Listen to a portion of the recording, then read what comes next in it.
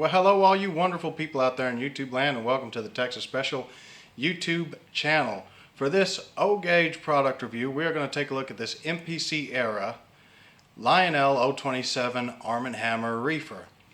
Now, this is, as I said, an 027 type freight car, so that means we're not dealing with, top dollar, true to scale 148 model. This is more like your traditional toy train, post-war era size starter train type freight car. So you're not going to have all the detail that you would on a similar freight car that's a true O-scale model or even a standard O type model. Looking at the car, I can tell that it is a little faded on the body. You can see this particular spot here is a little darker than the rest of it. So that leads me to assume that this car sat with the door open for a good while. This is a plug type door, as you can tell by the latch mechanism here, and also by the way it opens. Whereas instead of just straight up sliding, you have to grab the door and kind of pull it out and away from the car body and then slide it over, which it's a little stiff. I'm not going to force the issue. This isn't my car, so there it is. This car has a build date of January 1980, and the Arm & Hammer decal here is actually pretty well done. There's some cracking here. I'm not sure if that's the way it was delivered from the factory or if that is a result of this car being stored improperly for an extended period of time. Now, in addition, you also have the load and weight and capacity information here. From what I can gather, it's for the most part correct. I'm not looking for 100% scale accuracy out of this thing because, as I said, this is not a true to scale O-Gauge car. This decal here is very nicely done with no overlay or bleed over or obviously transparent or thin, decal transfer, and no apparent cracking.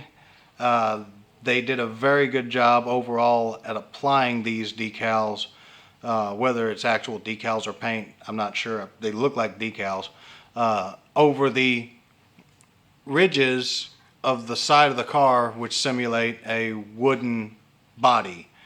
This is a wood-sided type reefer. I neglected to say that. You have a cast-on waybill board and bad order cardboard here, as well as all the door latching cast onto the door. The only detail that's off isn't actually a detail.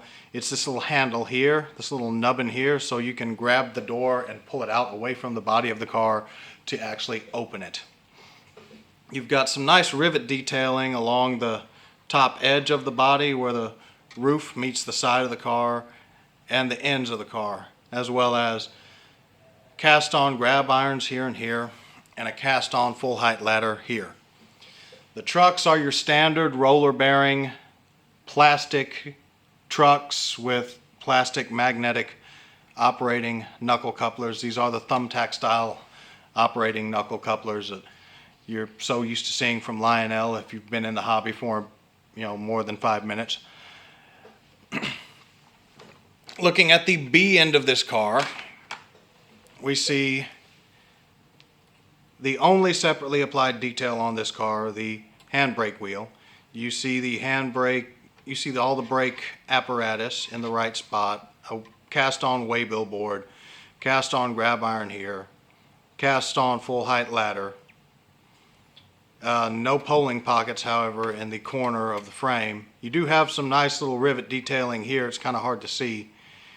I'm having difficulty seeing it. I know you guys are. Looking at the roof, because the A end is going to be identical minus the brake wheel, you see a fairly nicely detailed roof. You have loads of rivet detailing all the way around the perimeter, and in between the individual panels of the roof there, a cast-on brakeman's walkway